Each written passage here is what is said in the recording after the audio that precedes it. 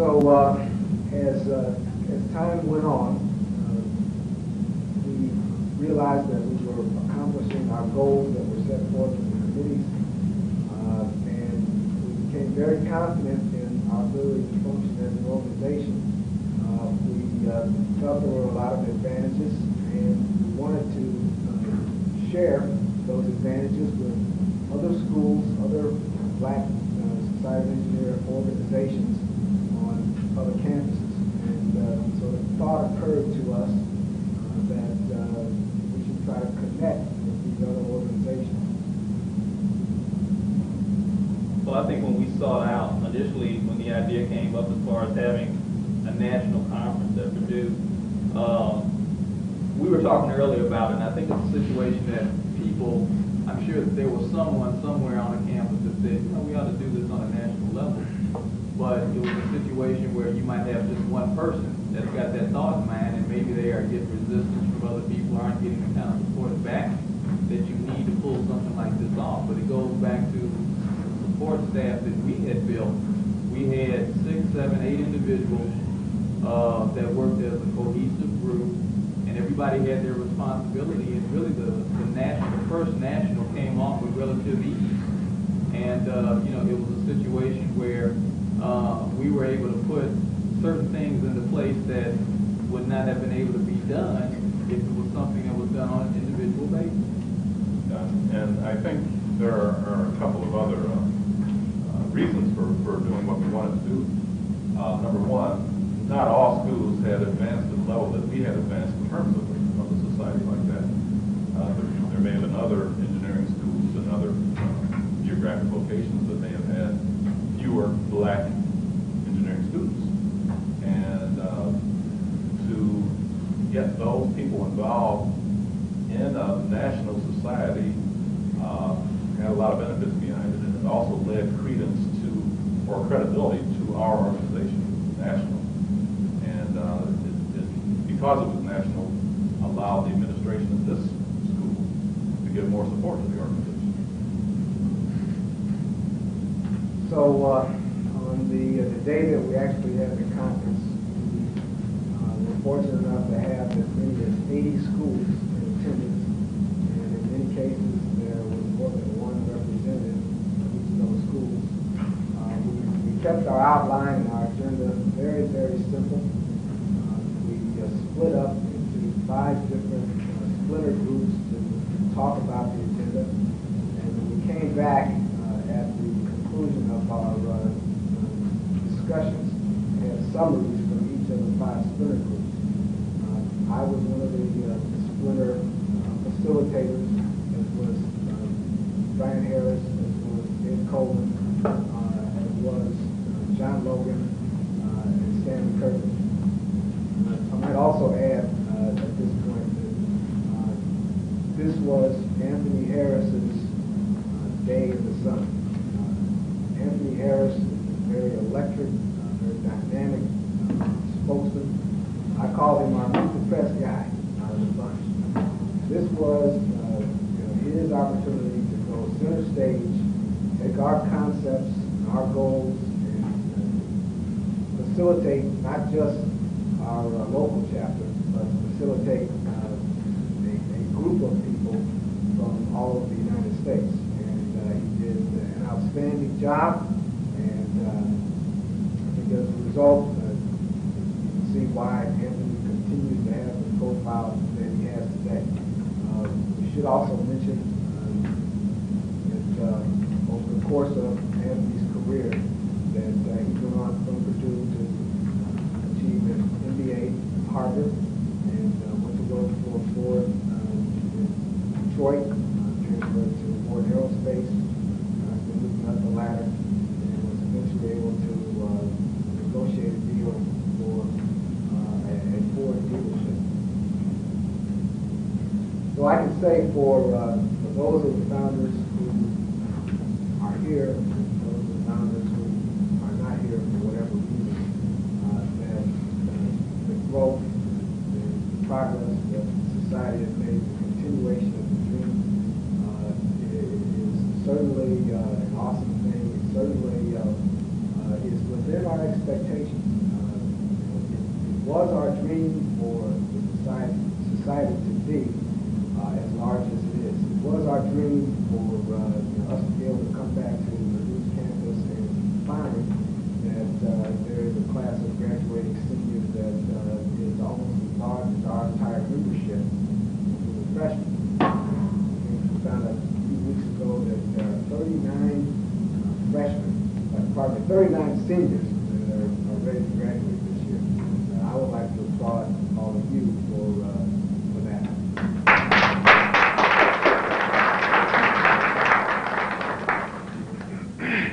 I think what I find probably that's most satisfying is the fact that the society is commonplace, and it's an organization that you're expected to be involved in. When we first came, when we got involved in it as freshmen, let's say it didn't have the same credibility. There were people that, for whatever reason, were very erratic in their attendance. I guess we got involved like we did because with us all being friends, we made sure that each one came to the meetings. Every meeting, we were dedicated to coming to the meeting. And when I see this kind of turnout, it lets me know how serious everybody is about the organization. And as a result, you see the kind of things that are happening, and you see the things that you're able to do in the form of the annual banquet and the national conference. And that's something that it's something that's very satisfying and gives me a lot of pleasure. But I think everybody in this room needs to realize just the magnitude of this and not take it for granted. Because when we came in, we were 4 years away from having a national society. And to look at it now and to say, well, when you come in, you're going to be you're almost automatically going to be part of the organization. You know that there's going to be an annual banquet. You know that there's going to be a national conference. It's something that unless you continue to support it like you do, it won't have the same impact that it does now. Yeah, I think it was Keith, his brother Kerry, I was talking to earlier today, and I asked a very fundamental question. This is a question that if I had asked myself this question 18 years ago, I'd get a totally different answer. I guess I should ask the question to the entire audience. How would you feel today? What would your feeling be about Purdue and engineering within Purdue if there were no such thing as the NSBE? When I came to Purdue, there was no such thing as the NSBE. We made it happen. We made it grow. We established it. I'm sure there are a lot of things that people take for granted here today that we couldn't back then. It's a rhetorical question. It's something that maybe you should think about. I think that in closing, we should also make mention of the fact that we could not have done these things if it were not for the cooperation of the administrators at the university and the faculty at the university. We should also re-mention the gentleman that Ed Barnett talked about, Art Bond, who was the advisor. Art Bond was our advisor from the beginning of our freshman year through to 1975 when our organization went national. And there's no way that we would have been able to tap the resources of Purdue University had it not been for that individual. That's all I have. Thank you for inviting us. Thank you for listening. And we look forward to the second annual Founders Day.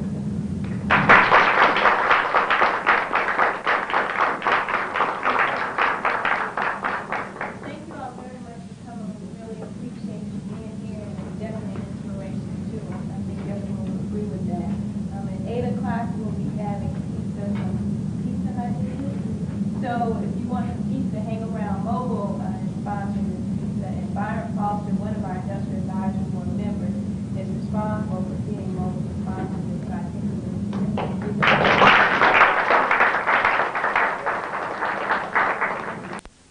It's called the Program for Disadvantaged Students.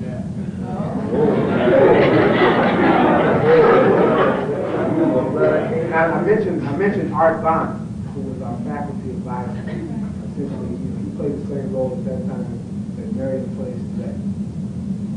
Marion became involved in the year after we founded the organization.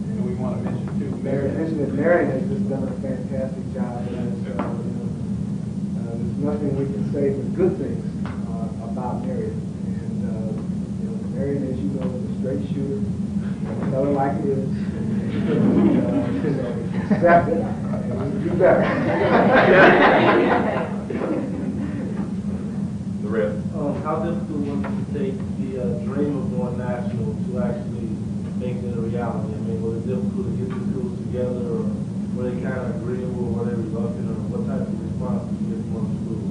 But we were talking about that earlier before we came over, and seemingly it all came together relatively easy because of the group of people that we had together to do this. Everybody had their own responsibility. Everybody was charged with the responsibility of contacting schools and making arrangements for the different students when they got on campus at the dormitories and setting up the party and the band, that sort of thing. But the response, surprisingly, the response was fantastic, because I think people were just waiting for this to happen.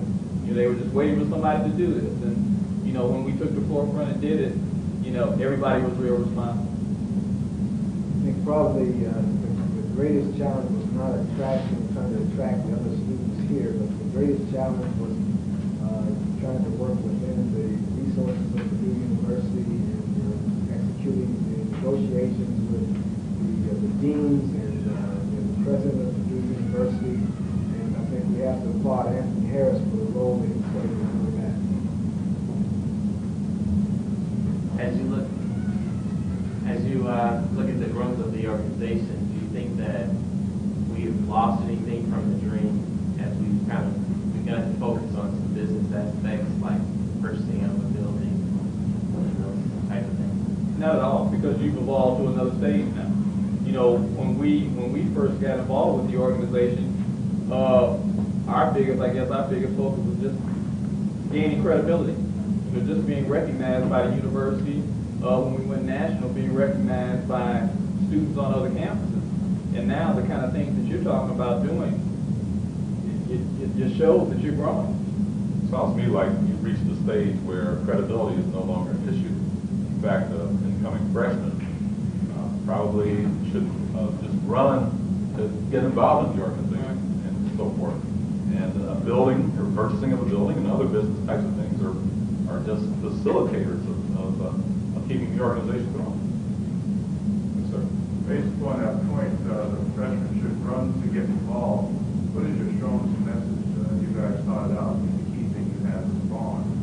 What is the strongest message that you can deliver to the membership here for them to think in terms of attracting the freshmen to be a part of this organization, because they will eventually be the ones to take over the organization?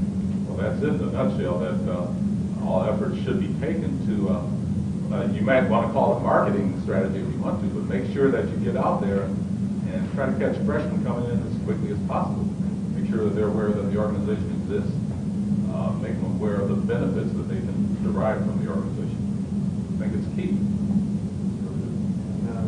Specific benefits, in my opinion, at our time and today, are the fact that this is a study that's been done by the faculty here at Purdue University, that the index, grade point index, of those students who participate in the Society of Black Engineers is higher by a full half a point than those students who do not participate. And what that directly translates into is the accomplishments of goals, the reason that people are here, so they can prepare themselves for a career in what I call life after Purdue.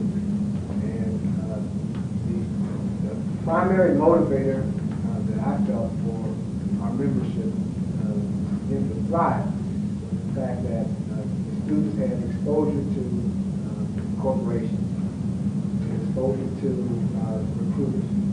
And you guys have done an outstanding job of continuing on with that theme, where every year now you have a job fair. And those are the kinds of, now you have an industrial advisory board. So there was no such thing. You have scholarships and those sorts of things. Those are all outstanding resources that should be attracting these students. And those are the things that I think we should promote, try to get them to become more and more involved in the organization.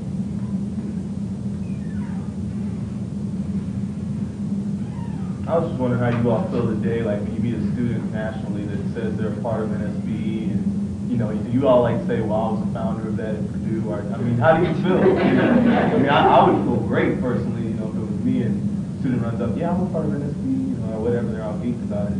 It's gratifying. I find it to be gratifying, but I think I can speak for these gentlemen. Our involvement, or the fact that we helped start the organization, is something that we keep in perspective.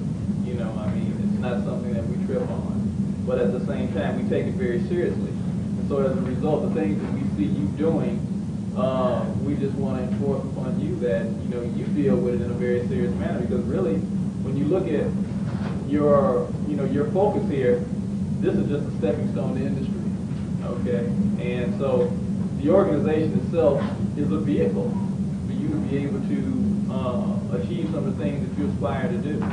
So, when you start talking about coming in contact with people around the country, coming up and saying, hey, I'm a part of the organization, or I know about the organization, I don't think the first thing out of our mouths is, well, I started the organization. But, in conversation and in talking about it, it will come out. But it's gratifying. It really is. It's also a motivator for us. Yeah. You see, this is an example of the dream that we had that came true. And the fact is that we are all still young, and we still have other dreams and other aspirations. And it's just an example of what can be done. And at this point, we continue to believe that there is no limit. This is a two-part question. The first question I want to know is what high school did you all go to Chicago? And the second part is, do you all still go back to your high school, like if there's a job there, like in Liverpool, they have a job there every year, and they have like the alumni come back to college. You went to Lynn Bloom? I went to Hyde Park. Oh, okay. I went to Lynn Bloom, George went to Lynn Bloom, and Ed went to Morgan Park. Do you all still go back to We as a part of the scholarship that we set up last year, John Logan's name, we attached to that a provision that allows for an annual scholarship to a Lynn Bloom High School student. So we feel that we fulfilled our obligation to reach back on an annual basis by doing that. And we are on the list of alumni who are available to speak at the high school if our schedule permits. And just to cap off the question, I do make periodic visits to Morgan Park. A lot of my family has attended Morgan Park, and I know a lot of the faculty at Morgan Park. So yes, there's some interaction going on there. I have one more question. What's some of the things you did to get people involved when you all were here? Because a lot of times, you still see a lot of minority students who just don't get involved in NSBE. They pay dues. And they just... I think one of the main benefits that you can throw at these people who aren't getting involved is the career benefit.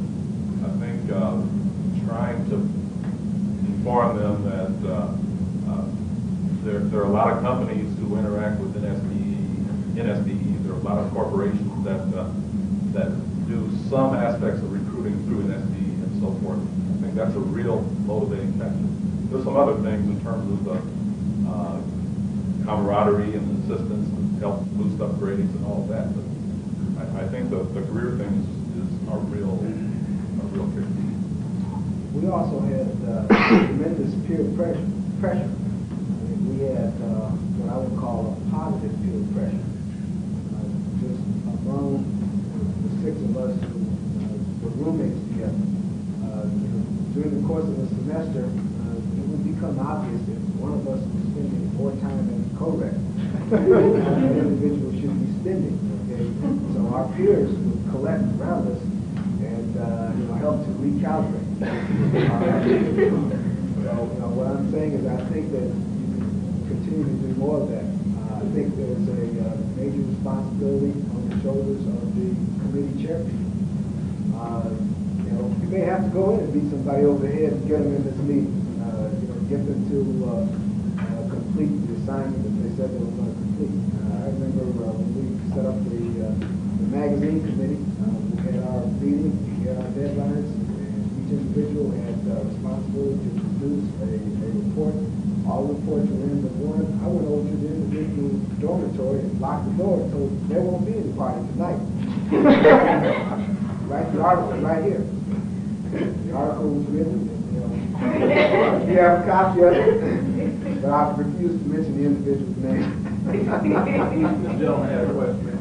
I was wondering, do you all think that it would be harder to start an organization like an SBE today as opposed to when you all did, due to the fact that, I don't know, that a sense of brotherhood has kind of been, you know, diluted? It seems like back then, I mean, you know, it was like Black Power and it seemed that blacks, you know, had a common goal.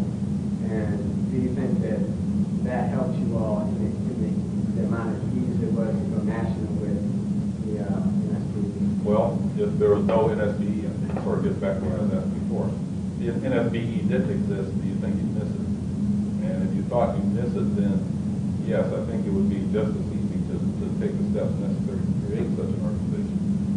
If you don't think the brotherhood exists, that existed a few years ago, I think maybe one of the reasons for that is that a lot of people take a lot of things for granted. And if you take it away from them, then they'll get excited. I think you make an astute point about the fact that